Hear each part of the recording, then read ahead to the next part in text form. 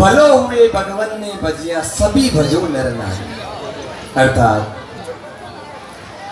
हे प्रभु मुझे तो आप ही के नाम का भरोसा है और आप ही के नाम से जगत का कल्याण और सारे कार्य होते हैं,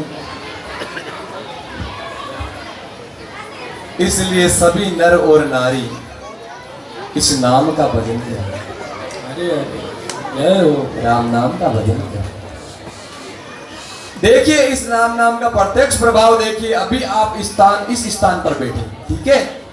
क्या किसी को कुछ याद है? मेरी कोई चिंता है, कोई दुख है, तकलीफ है, याद है? कोई याद नहीं, मात्र आनंद के अलावा। ये राम जी के नाम का प्रत्यक्ष प्रभाव है। जय हो, है ना? तो लक्ष्मीदास जी महाराज कह रहे हैं जो उस नाम का सुमरण करे, जो उसका भजन करे, उसके स्वतः ही सारे दुख नष्ट हो जाते हैं, सारी तकलीफें अपने आप उनका हरण हो जाता है। मगर भरोसा पक्का होना चाहिए। किस प्रकार का भरोसा? अंगद जी की तरह भरोसा होना चाहिए। रामायण पढ़ी देखी सुनी होगी आपने। राम जी अपने दूत अंगद को रावण की सभा में भेजते हैं शांति दूत बनाकर, ठीक है? तो सभी बड़े बड़े योद्धा अपनी गाल ठोकते हैं, अरे हम तो युद्ध करेंगे, हम तो युद्ध करेंगे। मगर राम जी चाहते हैं कि कार्य शांति पूर्वक हो जाए, मगर सभी उधर से कह रहे हैं युद्ध करेंगे, युद्ध करेंगे। तो अंगद जी ने रावण की भरी सभा में अपना पैर रोपा, ठीक है? और पैर रोक कर कहा, राम जी की सौगंध खाकर कहता हूं कोई मेरे पांव को इंच भर भी हिला दे, बिना सीता मैया को लौटे चले जाए। भगवान की। अंगद जी को पता था रावण की सभा में मेघनाथ जो कि इंद्र को जीत चुका है, रावण जो संपूर्ण पृथ्वी को जीत चुका है, और उसके पुत्र जो पूरे ब्रह्मांड में चक्कर लगाते हैं, ये बात अंगद जी को मालूम थी। फिर भी अंगद जी ने ऐसी बात कही, मेरे पांव को एक इंच हिला दे, राम जी की सौगंध खाता हूं कि बिना सीता मैया को लिए लौट जाएंगे। ऐसा भरोसा होना चाहिए। राम जी के नाम का भरोसा था कि उनका नाम का भरोसा है, जब तक उनकी नाम की कृपा है तब तक मेरे पांव को कोई माय का लाल नहीं हिला सकता। जय हो, जय हो। जिस मेघनाथ ने इंद्र जैसे देवताओं के भी सम्राट को जीत लिया, जिसके बाहर से पृथ्वी भी डगायमान होती थी, वह सभी योद्धा अंगद जी के पांव को हटाने की एडी से लेकर चोटी तक जोर लगाया, पर महाराज पांव तिल भर नहीं हिला। इंच तो बड़ी बात होती, तिल भर नहीं हिला। ऐसा भरोसा होना चाहिए। हम जिसका भजन कर रहे हैं उसके नाम का ऐसा भरोसा होना चाहिए। इसलिए लक्ष्मीदास जी कह रहे हैं मोय भरोसा भाई, दिन प्रहलाद जुगत कर जानी जाली टेक तुम्हारी, भीड़ पड़िया भक्ता के बेड़ा सिंह रूप देहधारी। लक्ष्मीदास जी महाराज ये भजन उस वक्त कर रहे हैं जब एक किसान का, एक गरीब किसान का बेल जो था वो मर गया, तो वो रोने लगा। तो लक्ष्मीदास जी महाराज के पास आया, तो महाराज ने कहा क्या हुआ? बोले महाराज मेरा बेल मर गया, अब मैं किससे खेती करूंगा, है ना? लक्ष्मीदास जी महाराज ने कहा भाई हमारे घर में होता तो मैं दे दूं, तो मेरे पास बेल होता तो मैं भी आपको दे देता, मगर परिस्थिति ऐसी है कि मेरे पास भी कोई बेल है नहीं। तो महाराज अब क्या करें? बोले राम जी के नाम का भजन करते हैं, कोई न कोई रास्ता निकल जाएगा। तब वो कह रहे हैं कि है प्रभु भक्त प्रहलाद की रक्षा आपने की, है ना? और नरसिंह रूप बढ़ाया, खम्भ फाड़कर प्रकट हुए, इतनी तकलीफ देखने की मेरे तो आवश्यकता ही नहीं है, थोड़ी सी कृपा की दृष्टि कीजिए और ये बेल जीवित हो जाए या कोई रास्ता निकल जाए, बेचारे किसान का काम बढ़ जाएगा। जय हो। फिर कहा कि गज और ग्राह लड़े जड़ भीतर, लड़त लड़त गज हारी, तिल बर सूण रिवी जड़ बायर, तो रामो राम पुकारी। भागवत में एक लेख आता है कि एक बार एक हाथी और मगरमच्छ के बीच में युद्ध हो जाता है। कभी हाथी अपना जोर लगाता है मगरमच्छ को समुद्र से बाहर ले आता है, कभी मगरमच्छ अपना जोर लगाता है और हाथी को अंदर ले जाता है। ऐसे करते करते 6 महीने तक युद्ध चला। तो हाथी का बहुत बड़ा परिवार था, एक हाथी और साथ में 99 हथनियां और उनके बच्चे थे। 6 महीने तक सब इस युद्ध को देख रहे हैं, मगर अब जो हथनियाँ थी उन्होंने विचार किया 6 महीने में जो समुद्र के आसपास की घास थी वो तो हम चढ़ गए, अब भूखे मरते हम भी मर जाएंगे, हाथी तो वैसे ही मरने वाला है। जय हो। तो उसको छोड़ करके चले गए। आदमी को जब तक परिवार और धन का अहंकार रहता ना महाराज, तब तक भगवान याद नहीं आता। जब परिवार और धन का अहंकार टूटता तब भगवान याद आते हैं। जय हो। जैसे ही उनका परिवार जाता दिखाई दिया, हाथी ने कहा, हे भगवान, मैंने जिस परिवार पर इतना घमंड किया, इतना गर्व किया, अहंकार किया, आज वो परिवार मेरे मृत्यु के समय में भी मेरे काम नहीं आए। मैं यहाँ मृत्यु से जूझ रहा हूँ, मेरे प्राणों पर आ पड़िए और मेरा परिवार मुझे छोड़ करके जा रहा है। हे पार ब्रह्म परमेश्वर परमात्मा, तेरे अलावा जगत का कोई रक्षक नहीं। इस भक्त की पुकार सुने और आज मेरी रक्षा करे। मात्र आधा नाम हाथी ने लिया, भगवान तुरंत दौड़ते हुए आए, नंगे पांव आए। भक्तवत्सल भगवान की कृपा देखी। अरे हम अपने पुत्र के लिए भी नंगे पांव नहीं भागते, लेकिन मालिक त्रिलोकीनाथ अपने भक्त के लिए नंगे पांव भागे। नंगे पांव भाग करके आए, सुदर्शन चक्र चलाया, मगरमच्छ का वध किया और हाथी का उद्धार किया। बोले, हे भक्तवत्सल भगवान, आपने जिस प्रकार हाथी का उद्धार किया, थोड़ी सी कृपा हम पर भी कर दीजिए।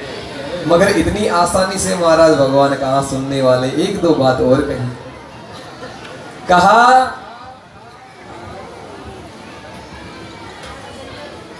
कर चरणा मत विष भर ल्याया, पिया पियाला बारी, राखी टेक भेकरी, भगवन मीरा की कलम सुधारी। मीराबाई को चरणामृत के भरोसे जहर दे दिया गया,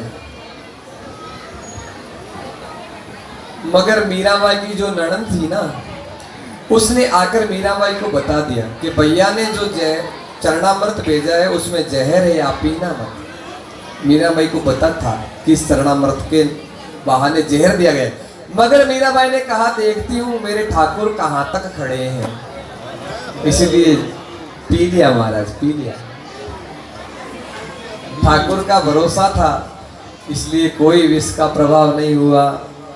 अरे विष का प्रभाव तो उन पर होगा जिनके प्राण शरीर में रहते हो, जिनके प्राण ठाकुर जी के चरणों में, तो विष क्या करेगा। जय हो, जय हो। बोलो सतगुरु श्री टीकम राम जी महाराज की जय हो।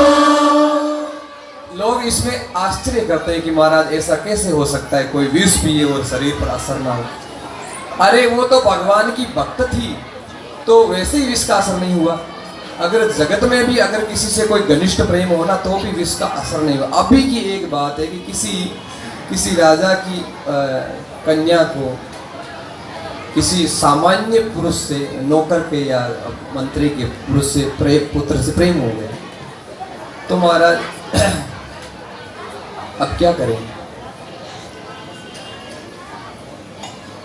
तो राजा ने एक किसी वैद्य को बुलाया और एक भयंकर विष तैयार किया, जहर तैयार किया। इतना भयंकर जहर कि उस जहर की अगर एक रत्ती भी कोई खा ले तो 10 आदमियों के प्राण चले जाए, इतना भयंकर जहर। और जाकर के उस मंत्री के पुत्र के खाने में मिला दिया। एक दासी को कहा कि इसके खाने में मिला दिया करो, तो दासी एक छोटी सी गोली लेकर के उसमें मिला दी। मगर वो मंत्री पुत्र हमेशा उस राजकुमारी में ही खोया रहता था, इसलिए उसके ऊपर कोई असर नहीं। तो दासी ने सोचा मर गए, राजा कहेगा कि तुमने गोली मिलाई नहीं इसलिए मरा नहीं, अगर ये नहीं मरा तो मेरी मृत्यु तय है। इसलिए दूसरे दिन फिर गोली मिलाई, फिर भी कोई असर नहीं हुआ। तीसरे दिन फिर गोली मिलाई, कोई असर नहीं हुआ। 3 गोलियां थी, समाप्त हो गई। राजा ने दासी को बुलाया, बोले मैंने जहर देने को कहा, दे दिया? बोले महाराज दे दिया। बोले झूठ बोलती हो? अरे वो उसकी एक गोली 10 व्यक्तियों के प्राण हर सकती है, इसको कुछ हुआ क्यों नहीं?